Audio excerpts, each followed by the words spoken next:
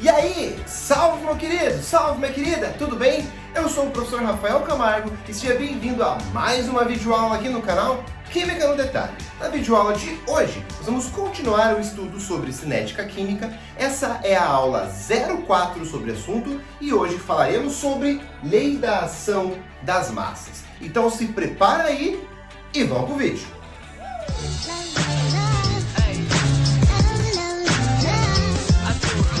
Então, vamos lá. Hoje nós vamos continuar o estudo de cinética química e eu vou te apresentar a lei da ação das massas. O que é isso, professor? É uma forma de nós calcularmos a velocidade de uma reação química. Mas antes de nós começarmos tudo isso, eu gostaria que você curtisse o vídeo. Porque às vezes a gente acaba assistindo o vídeo, sai e esquece de deixar ali o like. Então, curte o vídeo, que ele é bem importante para o canal. Se inscreve no canal se você ainda não é inscrito. E você que já curtiu, já é inscrito, muito obrigado. Agora sim, lei da ação das massas é uma forma de calcular a velocidade de uma reação química. E essa lei da ação das massas foi proposta, é uma lei, que foi proposta mais ou menos em 1864 por dois químicos. Um químico chamado Wajh, sobrenome, e um químico chamado Goldberg.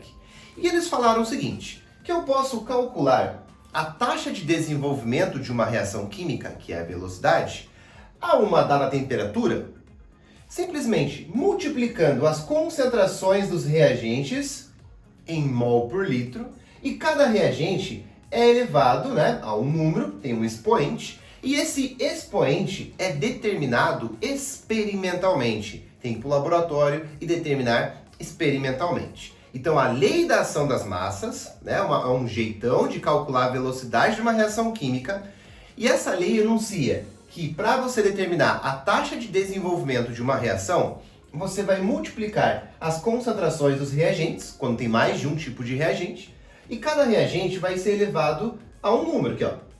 E esse número, esse expoente, é determinado experimentalmente, tá? E aí aqui essas concentrações em mol por litro. Professor, o que é esse K? O K chama-se constante cinética ou constante da velocidade. Esse K aqui, ó, ele é um número que ele varia de acordo com a temperatura. E esse número eu preciso inserir na equação química para que a fórmula chegue no valor correto. Então o K é um número que eu preciso inserir na equação. E esse Kzinho aqui, ó, ele depende da temperatura. A cada temperatura eu tenho um valor para o K. O que a gente precisa agora? Pegar essa equação, essa fórmula aqui de encontrar uma velocidade da reação e aplicar em reações químicas para achar a velocidade. Afinal, estamos em cinética química. Só que para aplicar essa equação, que mol por litro, os expoentes, achar o V, o K vai ser fornecido no exercício, por exemplo. Para nós aplicarmos essa equação para calcular a velocidade, eu preciso saber se a minha reação é elementar ou não é elementar. Uma reação elementar é uma reação que ocorre em uma etapa. Então esse produto aqui, ó, ele foi gerado a partir de uma etapa. Uma reação não elementar é uma reação que ocorre em várias etapas. Então essa reação química aqui, ó, gás hidrogênio mais o monóxido de nitrogênio, formando aqui nitrogênio e água, essa reação química ela foi realizada em duas etapas. Ó. Essa reação química, esses produtos foram formados em duas etapas. Aqui, ó, duas etapas. Então é uma reação não elementar. Beleza? Então nós temos reações elementares e não elementares. Eu quero aplicar essa equação para calcular a velocidade de uma reação. Essa equação, para aplicar, primeiro eu tenho que saber se a reação é ou não é elementar. Por quê, professor? Vou te contar agora. Então, vamos lá. Primeiro vamos aplicar a lei da ação das massas numa reação dita elementar. Uma reação que ocorre em uma etapa. Então eu vou pegar essa equação que eu uso para calcular a velocidade de uma reação química e vou aplicar numa reação elementar. Vamos ver como é que fica. Então eu venho aqui e coloco, ó, velocidade dessa reação, a taxa de desenvolvimento, é igual a uma constante, aqui uma constante, vezes concentração dos meus reagentes. Quem são os meus reagentes? O NO e o Br2. Então eu vou multiplicar a concentração do NO e a multiplicação do Br2. Agora eu preciso colocar os expoentes aqui, Professor, mas os expoentes são determinados experimentalmente, você falou. Muito bem, é isso que eu queria que você respondesse mesmo. Esses expoentes aqui, ó, são determinados experimentalmente, lá no laboratório. Mas vem a primeira grande dica da aula. Muita atenção agora. Olhe bem, quando a reação for elementar, os expoentes que são determinados experimentalmente, o valor dos expoentes coincidem com os coeficientes da reação balanceada. Como que é, professor? Os expoentes, o valorzinho aqui, ó, que eu vou colocar aqui em cima, que vem de um experimento, quando a reação for elementar, os números aqui, ó, os expoentes de cada reagente coincidem com os coeficientes. Professor, o que são os coeficientes? Esses números da frente, ó. O coeficiente do NO é 2, o coeficiente do BR2 é 1, o coeficiente do NOBR é 2. Então, quando a reação for elementar, os expoentes coincidem com os coeficientes. Olha só, qual é o coeficiente do NO? 2. Então, coincide com o seu expoente, 2. Qual é o coeficiente do BR2? Se não tem nada, porque é 1. Então, qual vai ser o expoente dele? 1. Isso aqui é válido quando a reação é dita elementar. O valor dos expoentes coincidem com os coeficientes da reação balanceada. Muito importante guardar isso para a reação elementar, que ocorre em uma etapa.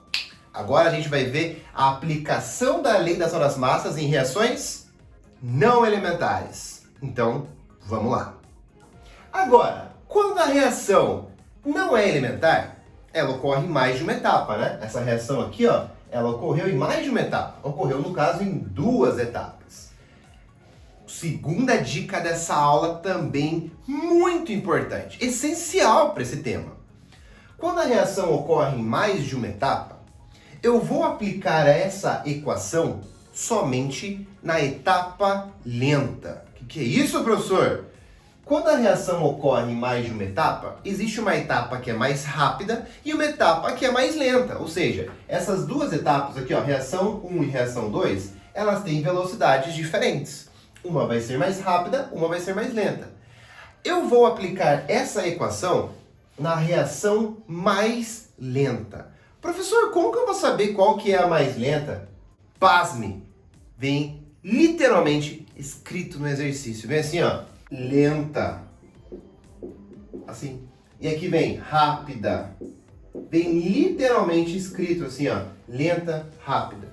Ou seja, você vai aplicar essa equação aqui lindona na etapa lenta, porque é a etapa lenta que tem uma prioridade gigante na reação química. É a etapa lenta que vai determinar. Portanto, eu vou aplicar a equação na etapa lenta, como eu te falei, que vem escrito no exercício. Então, eu não vou aplicar, olha que legal, aqui é a reação 1, reação 2. E essa aqui, ó, é a reação global, né? Ó, tipo, H2 mais H2, 2H2. Aí, por exemplo, ó, o N2O eu corto com o N2O. Ele desaparece, não aparece, portanto, na reação global. O 2NO, 2NO. Aí, N2, N2, água mais água, 2 águas. O que muito aluno erra? Muita gente aplica a lei da ação das massas na etapa rápida e outros aplicam aqui, ó, na global, vem e coloca V igual a H2 elevado ao quadrado. Não. Não é assim que você vai resolver. Você vai aplicar a lei cinética na etapa lenta. Então vai ficar lá, V igual a K, constante de velocidade, que é um número que depende da temperatura, vezes H2 vezes NO, concentração em mol por litro de NO. O que está faltando mais uma vez? Achar quem? Os expoentes. Mais uma vez está faltando achar os expoentes. E terceira dica do dia. A etapa lenta, aqui ó, na etapa lenta, os coeficientes coincidem com os expoentes. Quando a reação não é elementar, eu vou lá na etapa lenta para fazer a lei da ação das massas. E os coeficientes dos reagentes o número aqui, ó, coincide com os expoentes aqui da minha equação. Então vai ficar H2 elevado a 1, NO elevado a 2. Tá aí. Muitos exercícios só pede para você montar a equação. Montar a equação. Ele quer que você mostre que você sabe montar essa lei tanto numa reação elementar quanto numa reação não elementar. Beleza? Então, aí está a primeira parte dessa aula sobre lei da ação das massas. Eu vou dividir em parte 1 e parte 2. Essa foi a parte 1, para você entender o que é a lei da ação das massas. Na parte 2, eu vou te mostrar que tem exercícios que vão te fornecer uma tabela. E você vai ter que tirar os expoentes por meio da tabela. Isso é na etapa 2. Na etapa 1, isso aqui, ó, montar a equação numa reação elementar e numa reação não elementar. E como é que eu determino os expoentes? Tá aqui. Outra coisa bem importante que eu quero que você se concentre para terminarmos a aula. Aqui eu tenho, por exemplo, a concentração de H2. E agora eu vou dobrar. Eu vou repetir essa reação química dobrando a quantidade de H2. Então, por exemplo, de H2, eu vou colocar aqui 2H2. Então, ó, dobrando a sua quantidade. Só que, o que acontece? Olha que legal. Esse 2, ele está preso num expoente 1. Então, na verdade, quando eu colocar esse 2, é 2 elevado a 1. 2 elevado a 1 dá 2. Então, se esse lado apareceu uma multiplicação, apareceu um resultado 2, esse mesmo resultado precisa aparecer do outro lado. Então, se aqui apareceu 1 vezes 2, o resultado foi 2, a velocidade também vai ficar 2 vezes aumentada. Então, olha só, se eu dobrar aqui, né, a quantidade de H2, a velocidade dobrou também, porque o expoente é 1. O expoente é 1, ó, 2 elevado a 1, 2. Se aqui aparecer um 2, aqui aparece um 2.